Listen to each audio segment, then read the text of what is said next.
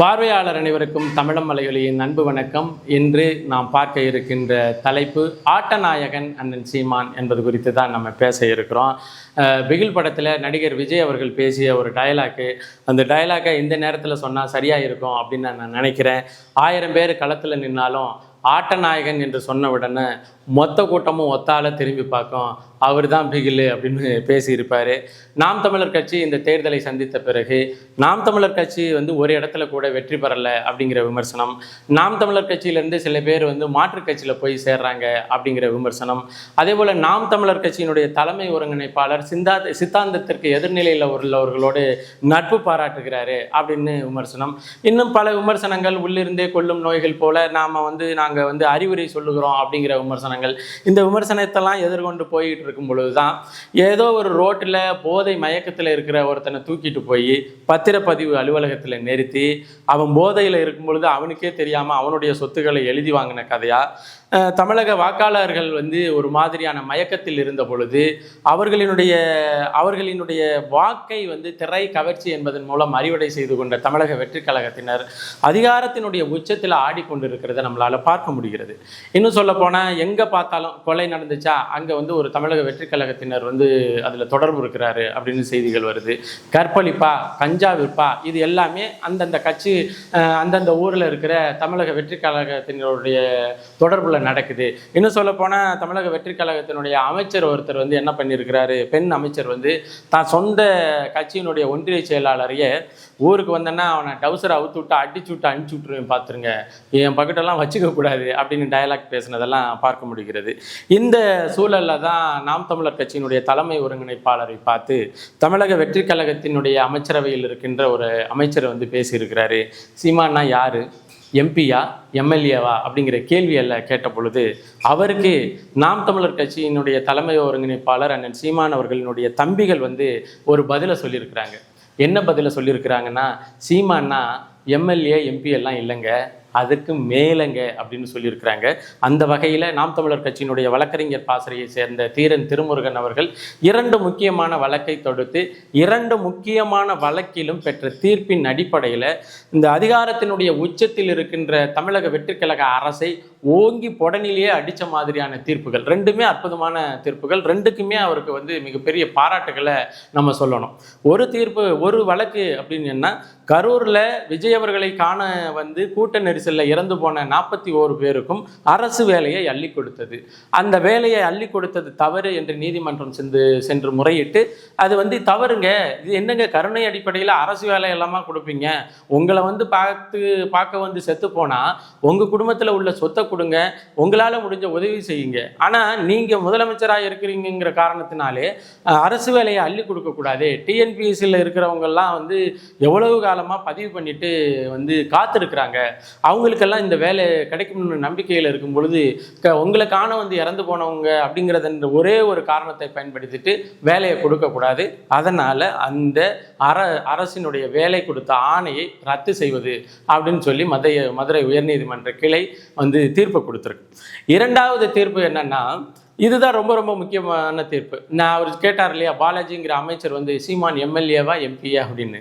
அதற்கு அவர் MLA MP எல்லாம் இல்லைடா, தமிழகத்தினுடைய தவிர்க்க முடியாத அரசியல் தலைவர்ரா, அவர் தவிர்க்க முடியாத தலைவர்ரா அப்படின்னு சொல்லி நம்ம சொல்லலை, நம்ம கட்சிக்காரங்க சொல்லலை, இன்னொருத்தவங்க சொல்லலை, இன்னொரு கட்சிக்காரங்க சொல்லலை, தமிழ்நாட்டினுடைய உயர்நீதிமன்ற கிளையினுடைய நீதிபதியாக இருக்கின்ற விக்டோரியா கௌரி அவர்கள் எப்படி நீங்கள் முதலமைச்சரை ஒரு முறையும் ஒரு மாதிரியாகவும் தமிழகத்தில் இருக்கின்ற அரசியல் தலைவர்களை ஒரு மாதிரியாகவும் நடத்த முடியும், முதலமைச்சரை அவதூறு பேசினாங்க அப்படின்னு சொல்லி ஒரு எம்எல்ஏவை கூட நீங்கள் கைது பண்ணி உள்ள வைக்க முடிஞ்ச உங்களால் இந்த தமிழகத்தினுடைய தவிர்க்க முடியாத தலைவராக இருக்கின்ற சீமான் அவர்களை அவதூறு பேசியவர்களை மட்டும் நீங்கள் வச்சுக்கிட்டு அழகு பார்க்குறீங்களே என்ன, நாளைக்கு சாயங்காலத்துக்குள்ள அவதூறு பேசிய பிஸ்மி அப்படிங்கிற ஒரு மேலையும் அதே போல் தமிழன் கோகுல் அப்படிங்கிற ஒரு மேலையும் நீங்கள் வழக்கு பதிவு செய்து அந்த வழக்கினுடைய விவரத்தை கொண்டுட்டு நீதிமன்றத்தில் தாக்கல் செய்யணும் அப்படின்னு சொல்லி பண்ணியிருக்கிறாங்க.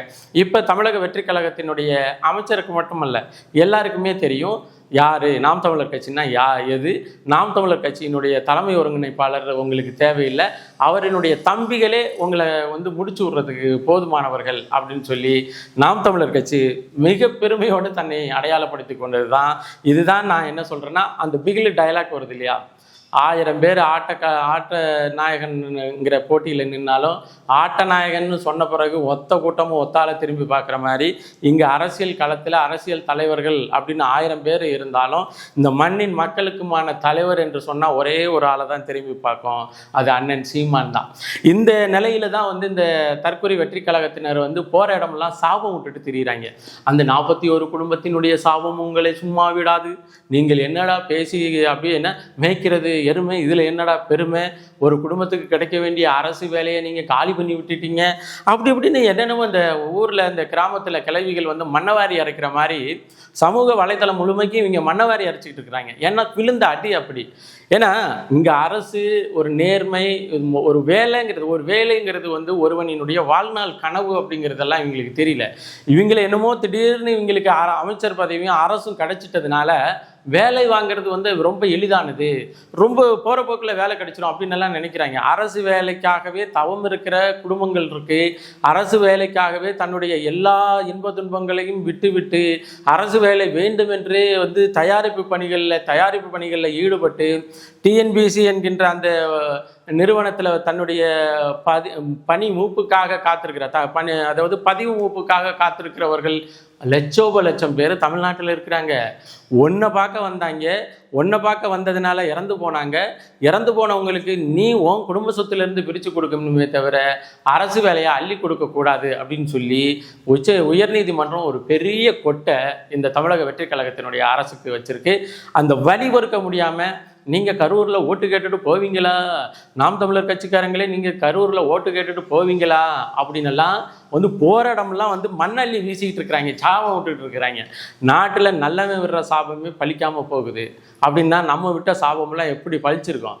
நம்ம விட்டுற சாபமே, நல்லவங்க விடுற சாபமே பழிக்காமல் போகுது. இந்த தற்கொலை வெற்றி கழகத்தினர் விடுகின்ற சாபம் பழிக்குமா? அதாவது என்ன சொல்லப்போனால் கரூரில் உங்களுக்கு ஒரு ஓட்டு கிடைக்குமா? என்னடா 41 பேரை உங்கள் கட்சி தலைவன் கொண்டுட்டு வந்தான், அந்த உங்கள் கட்சிக்கே ஓட்டு போட்டிருக்கிறாங்களே கரூரில். நாங்கள் அவர்களுடைய வாழ்வாதாரத்துக்காக போராடி கொண்டிருக்கிறவர்கள். இன்னும் சொல்லப்போனால் அவர்கள் வந்து அதாவது அந்த மருத்துவமனையில் இருந்த பொழுது உங்கள் தலைவர் ஓடி போனார், எங்கள் அண்ணன் போய் கூட நின்னார். அப்படி அதெல்லாம் தெரியும்ல அவங்களுக்கு. இவங்களுக்கு என்னென்னா அட்டி வாங்கிட்டோம், அந்த வலியை எப்படியாச்சும் ஆற்றிக்கொள்ள வேண்டும் என்று அங்கொன்று இங்கொன்றுமா ஓடி ஐயோ இப்படி பண்ணிட்டாங்க, கிடைக்க வேண்டிய வேலையை போய் கேளுங்க. படித்த பட்டங்களை பதிவு செய்துவிட்டு அந்த வேலைக்காக காத்திருக்கின்ற அலுவலகத்தில் போய் ஒவ்வொரு இடத்துட்டையும் நீங்கள் கேட்டு பாருங்கள், காத்திருக்கின்ற ஒவ்வொருத்தர்கிட்டையும் நீங்கள் கேட்டு பாருங்கள். அரசு வேலைங்கிறது வந்து எவ்வளவு பெரிய கனவாக இங்கே இருக்கிறாங்க. பதிவு மூப்பின் அடிப்படையில் நம்ம கிடைத்து விடாதா என்று நினைக்கின்ற அந்த வேலையை ஒரு நடிகனை காண வந்துட்டு இறந்து போனவர்கள் என்ற தகுதிக்காக மட்டும் கொடுக்கறது எவ்வளவு பெரிய கொடுஞ்செயல் அப்படின்னு காத்திருக்கிறவங்கள்ட்ட போய் கேளுங்கடா தற்கொலைகளா அப்படின்னு தான் நம்மளால திட்ட நேர்ந்தது. இன்னொன்று வந்து நாம் தமிழர் கட்சியினுடைய தலைமை ஒருங்கிணைப்பாளர்னா அவர் வந்து என்ன வேணாலும் பேசுறது, அவர் அதிகாரத்தில் இல்லை. அது அப்படி இந்த பிஸ்மிக்கெல்லாம் ஒரு வந்து நாம் தமிழர் கட்சியை விமர்சிக்க வேண்டிய அவசியம் என்ன தெரியுமா வந்தது? தன்னுடைய மதம் சார்ந்த ஒற்றுமையை தாண்டி வேறு எதுவுமே கிடையாது. நான் இந்த மதம், தமிழக முதல்வராக இருக்கிறவர் அந்த மதம், இந்த 2 மத உணர்வுகளும் ஒன்று கூடியதை தாண்டி நாம் தமிழர் கட்சியை விமர்சிக்கிறதுக்கு பிஸ்மிக்கு வேறு எந்த காரணமும் இல்லை.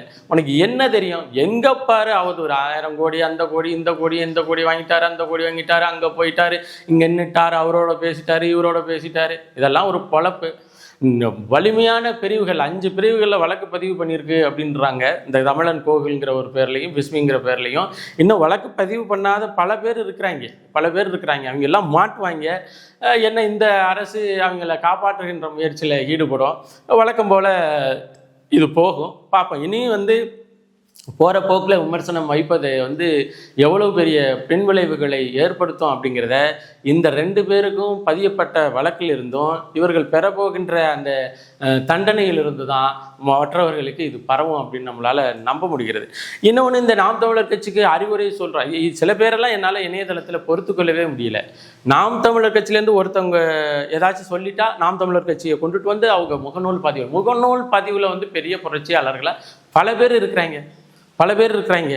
எல்லா நாளும் நாம் தமிழர் கட்சியை விமர்சிச்சுக்கிட்டு இருக்க வேண்டியது, உடனே அவர் வந்து ஒரு இதில் நின்றுட்டார்னா பார்த்தியா இவர் இக்கட்டான சூழலிலும் இவரோடு நிற்கிறார்கள் பதிவு போட வேண்டியது. இதுக்கெல்லாம் பிஸ்மி மாதிரியே இருந்துட்டு போயிடலாம் அப்படிங்கிறேன். பிஸ்மி மாதிரி எதிர்த்தாப்புல நின்று நீங்கள் பேச வேண்டியதை பேசிட்டு போயிடலாம். எதிர்கொள்ளுகிறவர்கள் எதிர்கொண்டுக்குவாங்க. அப்புறம் ஊரில் யார் கட்சியை விட்டு விலகி போனாலும் நாம் தமிழர் கட்சியில் இருக்கின்ற ஒரு 5-6 பேரை கூட்டிகிட்டு வந்து அவர் கட்சியை விட்டு விலகி போனதுக்கு நீங்கள் தான் காரணம், அவர் கட்சியை விட்டு விலகி போனதுக்கு. ஏதாச்சும் அறிவுள்ளவன் பேசுவானா இந்த பேச்சு அப்படிங்கிற. அப்போ அவர்களுக்கு வந்து தனக்கு ஒரு சமூக வலைதளத்தில் நாம் வந்து அவரை ஆதர்ச நாயகன் நான் பார்த்துக்கிறது, அவருக்கு ஏதாச்சும் ஒன்றா இவருனால தான் வந்திருக்க வேண்டியது. முழுக்க அவதூறுகள் பரப்புகின்ற இடமாக சமூக வலைதளங்கள் மாறி போயிடுச்சு. இப்போ இந்த சூழலில் தான் இந்த 2 தீர்ப்புகளையும் பெற்றிருக்கிறாங்க நாம் தமிழர் கட்சியினுடைய வழக்கறிஞர் பாசறை பிரிவு. உண்மையிலேயே பாராட்டுகள் நமக்கு. ஏன்னா இது முக்கியமான தீர்ப்பு. ஏன்னா ஒரு அரசு, அந்த அரசு வந்து என்ன நினைச்சாலும் செய்யலாம் அப்படிங்கிற அந்த இது இருக்கு இல்லையா, அந்த மமதையை உடைக்கின்ற தீர்ப்பாக அது அமைஞ்சிருக்குது.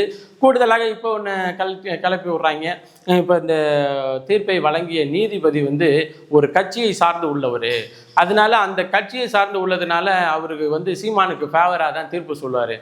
டே இதுதான் இவங்களுக்கு எது எடுத்தாலும் அதற்கு ஒரு காரியத்தை கொண்டுட்டு வந்து அவதூறு பேச வேண்டியது, அந்த வேலை இந்த வேலையில் வந்து மண்ணெல்லி போட்டுட்டாங்க அப்படின்னு சாபம் விட வேண்டியது. உண்மையிலேயே எது நியாயம், எது சரி, எது எந்த இடத்துல எது நடக்க வேண்டியது கிடைக்க வேண்டியது, இதை பற்றி எந்த அறிவுகளும் அவர்களுக்கு இல்லை. மாறாக அவதூறுகளுக்கே இப்போ வந்து பேசி பழக்கப்பட்டவர்களுக்கு கூடுதலாக இன்னொரு அவதூறு தேவைப்படுகிறதே தவிர உண்மையை பேசுவதற்கு அவர்களுக்கு வாய்ப்பே இல்லை என்ற நிலையை தான் இப்போதைய உள்ள சூழலில் தான் பார்க்க முடிகிறது. இப்பயும் நம்ம சொல்கிறோம், அண்ணன் சீமான் அவர்கள் எம்எல்ஏவோ எம்பியோ கிடையாது, அதற்கு மேலே அப்படிங்கிற நிரூபித்த தீர்ப்பை பெற்றிருக்கின்ற நாம் தமிழர் கட்சியினுடைய வழக்கறிஞர் பாசறைக்கு எமது மனமார்ந்த பாராட்டுகளை தெரிவித்துக் கொண்டு மீண்டும் ஒரு காணொலி பதிவில் இணைவோம். நன்றி, வணக்கம்.